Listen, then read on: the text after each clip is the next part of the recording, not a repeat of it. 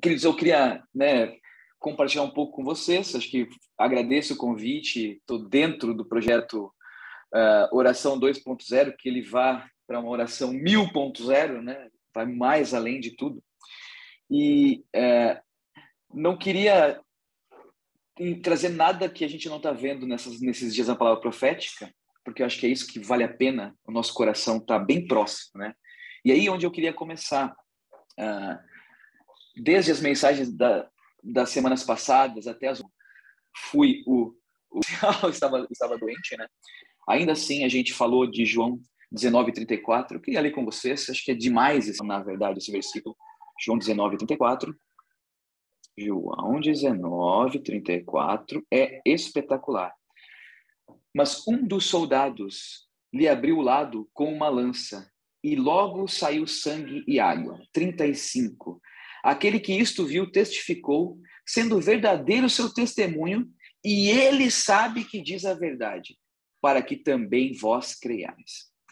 Por um lado, eu queria falar de que o soldado precisava certificar que o Senhor Jesus estava morto naquele momento. E para não lhe quebrar as pernas, como diz a narração dos evangelhos, ele então abriu com uma lança. Mas o que saiu do Senhor, somente quem estava perto viu inteiro. Muitos que estavam longe só conseguiram enxergar que saiu sangue. Mas João, ele estava tão perto que ele conseguiu ver que do lado do Senhor saiu sangue e água. Bom, e quando ele viu isso, pum! Na cabeça dele começou a fazer sentido várias outras coisas que ele tinha visto bem de perto. Por exemplo, aquela mulher samaritana em João 4 que vai buscar água no poço. E o Senhor vira para ela e diz: se souberas, se conheceras o dom de Deus, em 4:10, e quem é que te pede, tu lhe pedirias e ele te daria água viva. Aposto que João não entendeu o que ele estava falando, mas ele guardou. Por quê? Porque ele estava perto. E ele foi o único que registrou. E depois, João 7:37, no último dia, o grande dia da festa, levantou-se Jesus e exclamou: quem tem sede, venha a mim e beba. Quem crer em mim, como diz a Escritura, do seu interior fluirão rios de água viva. Era isso. Estava represado. Mas ia fazer... Sabe quem anotou isso? João. Mas até a crucificação de Jesus ele não tinha entendido. Mas sabe o que ele estava fazendo? Pegando os detalhes. Então, eu queria começar dizendo que nós precisamos estar próximo de onde acontece o detalhe. Então, não vá ficar próximo de onde não acontece. Onde acontece? Palavra profética. Perto do coração do profeta. Perto das coisas que estão acontecendo. Da prática, que hoje está... Então, veja o seguinte. Talvez, no passado, você tenha perdido alguns detalhes. Talvez você esteja com o coração, ou tenha estido com o coração um pouco longe. Mas os detalhes do futuro você não precisa perder. Porque tem muita coisa para acontecer no futuro. Se Deus já fez até agora tudo isso com essas ferramentas e o que está acontecendo, que cada semana é uma coisa diferente, eu imagino aonde o Senhor vai chegar. Portanto, membros exclusivos e seletos da oração 2.0, sigam de perto, de agora. Agora é o momento do teu coração estar perto.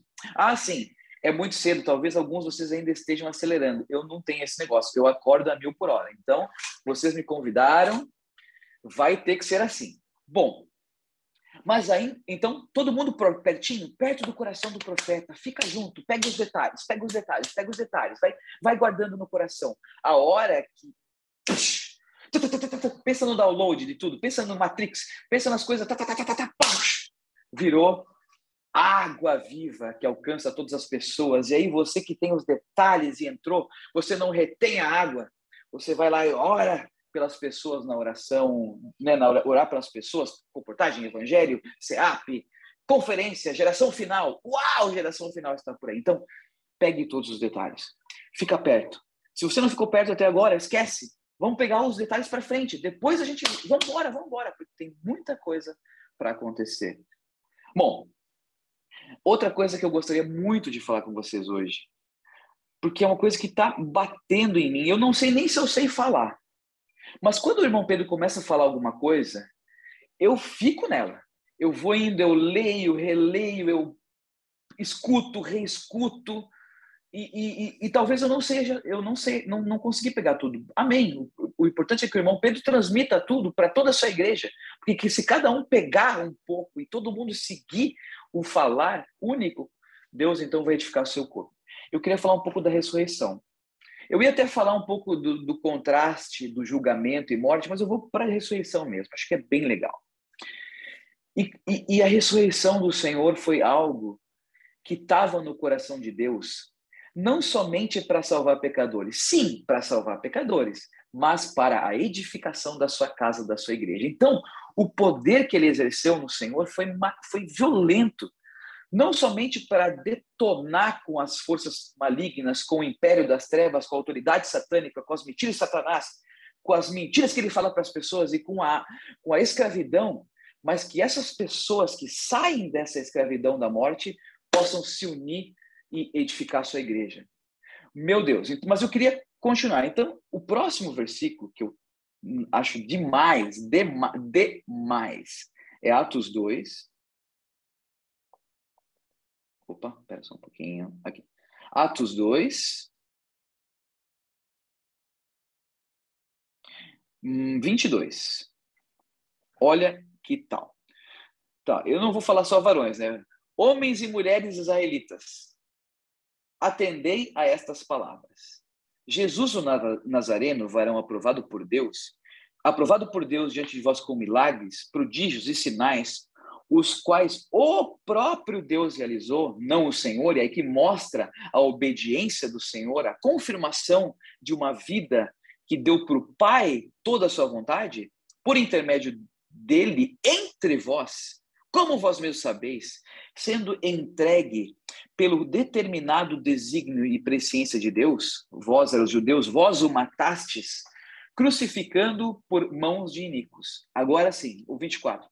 Ao qual, porém, Deus ressuscitou, rompendo os grilhões da morte, porquanto não era possível fosse ele retido por ela. Uau!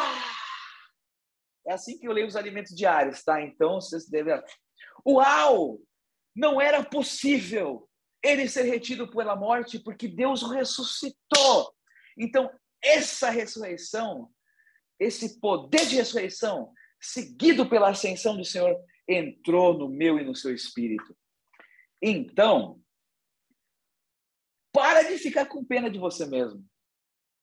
Entra na realidade da proximidade daqueles que estão com o Senhor, que é um Deus ressurreto. Uau! Mais uma que eu acho forte. Lucas 24. Eu já vou chegar no ponto. Eu estou só aquecendo aqui, mas vai dar tempo, tá? Eu prometo, Samuel. Vou me comportar. Lucas 24, 14. Não, desculpa. 5 e 6. Aí, olha só. As mulheres levantaram, né? Se você olhar no 20, no 1, as mulheres levantaram, foram para o sepulcro, correndo, mesmo tendo a promessa da ressurreição no terceiro dia, mesmo tendo ouvido, ninguém foi, nem um homem foi. Mas as mulheres seguiam sempre o Senhor de perto e o serviam, elas foram. Aí encontraram a pedra removida no sepulcro, milagre. Entraram, não acharam Jesus e ficaram perplexas.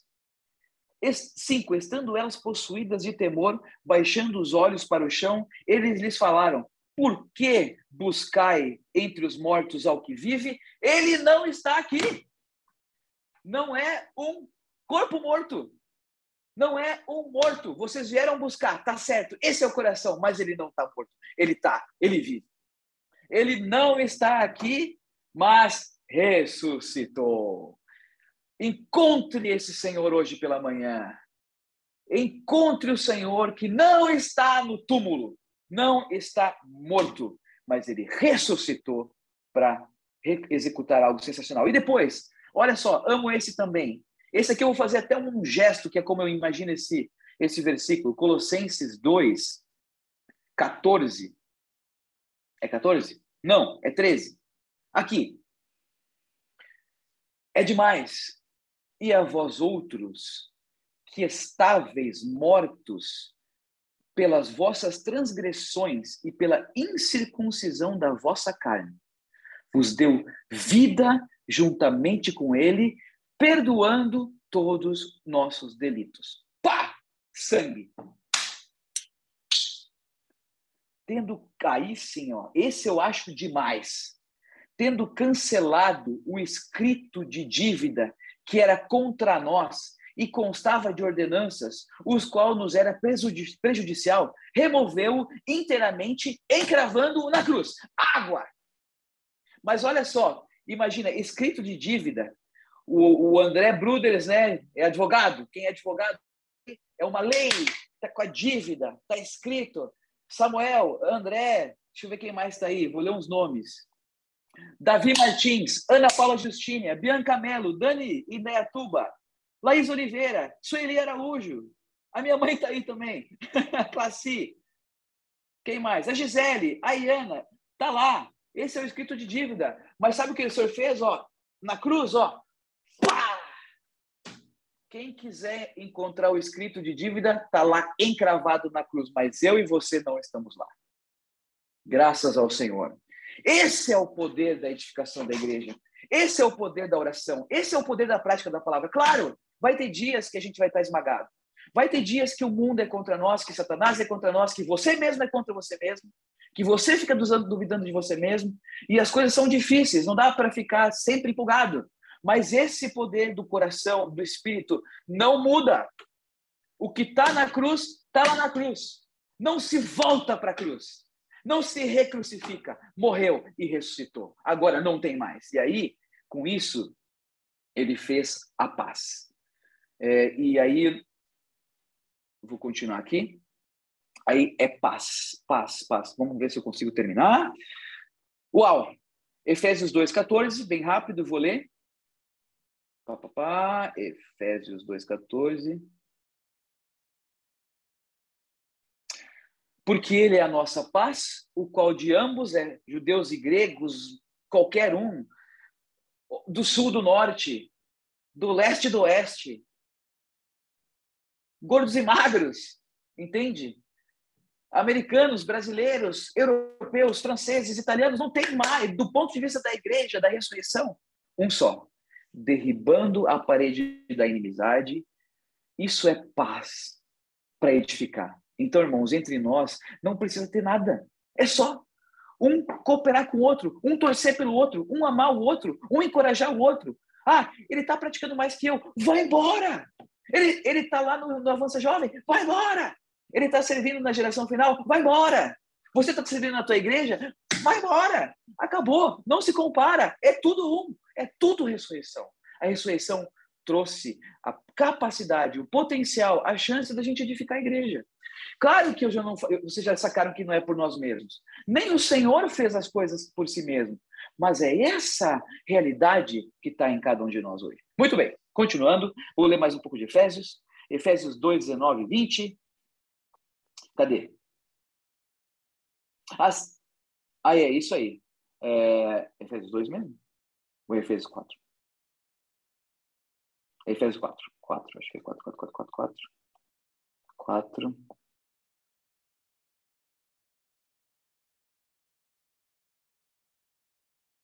Era para ser 2, 19 e 20. Mas tudo bem. Muito bem. Vamos continuar, porque senão não vai dar tempo. Vamos para a parte final. Eu queria falar Efésios 4. Aqui sim. E aí também isso é resultado da ressurreição. E o irmão Pedro está falando bastante isso para a gente. E a graça, Efésios 4, 7. Eu vou pular o 22, porque também não ia dar certo, não ia dar tempo. Dá tempo sim. Volta para Efésios 2, vai. Volta. Acho que é importante falar isso antes.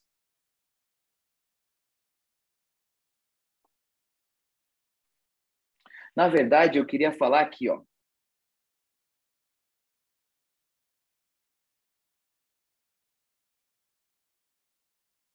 Ah, não, é 1. Efésios 1, tá aqui. Efésios 1, 19 e 20, tá aqui, voltando. É 1.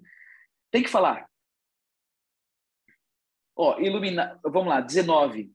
E qual a suprema grandeza do seu poder para com os que cremos, segundo a eficácia do seu poder, 20, o qual exerceu ele em Cristo, ressuscitando dentre os mortos e fazendo-os assentar à direita nos lugares celestiais, acima do principado, potestade, poder, domínio e todo nome que se possa referir, não no presente século, também no vindouro, e pôs todas as coisas debaixo de seus pés, e para ser o cabeça sobre todas as coisas deu a igreja. Subiu, ressuscitou, ascendeu, lugares celestiais, deu para a igreja. Cadê a igreja? Cadê a igreja? Cadê a igreja? Onde está a igreja? Se o Senhor está nos lugares celestiais. É só uma ideia. Não! Aí que está.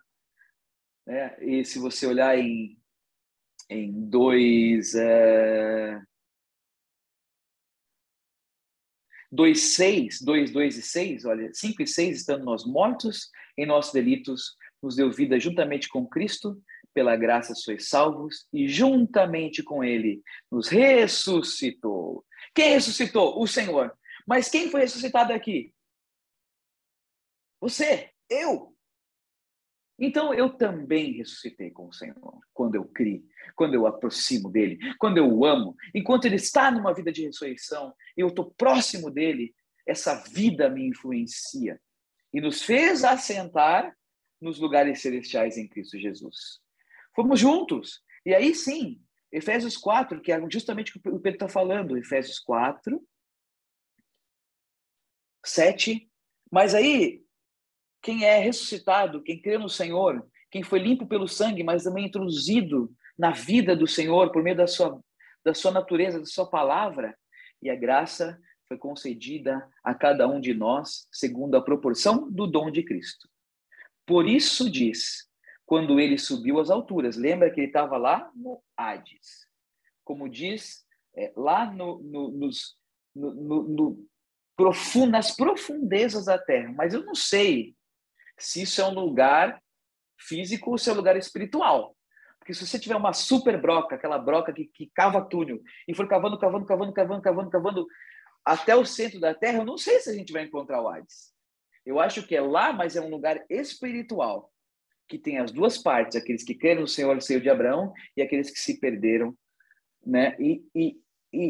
Mas quando ele foi para lá, no 8 diz, quando ele foi ressuscitado, quando ele subiu às alturas, ascendido, ele levou cativo o cativeiro. Então, os homens que eram fadados a manter-se pela a escravidão da morte, o pavor da escravidão da morte, escravizados a Satanás, o cativeiro foi cativo. Agora nós temos liberdade para entrar no nosso Senhor.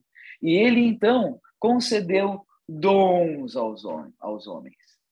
Dons aos homens, dons às mulheres, para que edifiquem a sua igreja, para que vivam o benefício total da ressurreição do Senhor. Primeiro, sendo vivificados em todas os seus itens, mas em segundo, que é consequência imediata, não separada, não em série, mas em paralelo, edifica a igreja. Como que edifica a igreja?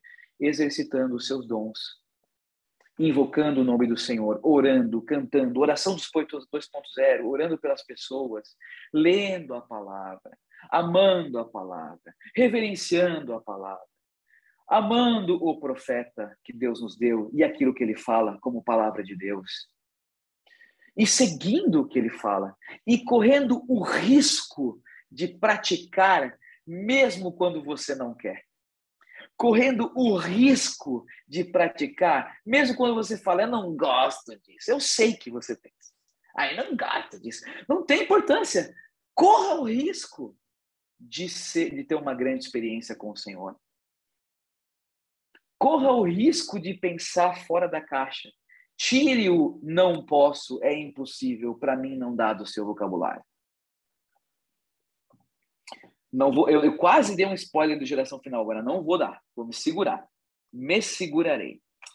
E meu último versículo, que eu também acho muito importante, é 2 Coríntios 4, 7. Opa! Não é 4, 7. Espera aí, só um pouquinho. Só um segundo. Achei aqui. É 2 Coríntios 2:14. O 7 era um outro versículo que eu não vou ler. Graças, porém, a Deus, que em Cristo sempre nos conduz em triunfo e por meio de nós manifesta em todo lugar a fragrância do seu conhecimento. Primeiro, o triunfo é dele. Ah, estou em triunfo. Não tá. Sabe como é que você está entrando? Escravo. Isso é a mesma figura dos generais romanos que passavam pelas terras, iam conquistando mediante guerra, e alguns se rendiam a esses generais e outros não se rendiam, mas eles eram conduzidos juntos mostrando o triunfo deste general. Mas quando chegava no Capitólio, aqueles que se renderam ganhavam vida e manifestavam a glória do general, e os outros eram imediatamente entregues à morte de formas brutais e desencorajadoras. E o que é isso, irmãos? Essa condução é o Senhor levar cativo o cativeiro. E hoje nós temos que seguir de perto onde está o nosso general e com o coração de um cativo, com o coração de um conquistado, de uma conquistada que ama, que se entrega, seguir para a glória do nosso Senhor, preocupados com o que Ele está preocupado, que é com a edificação da sua igreja.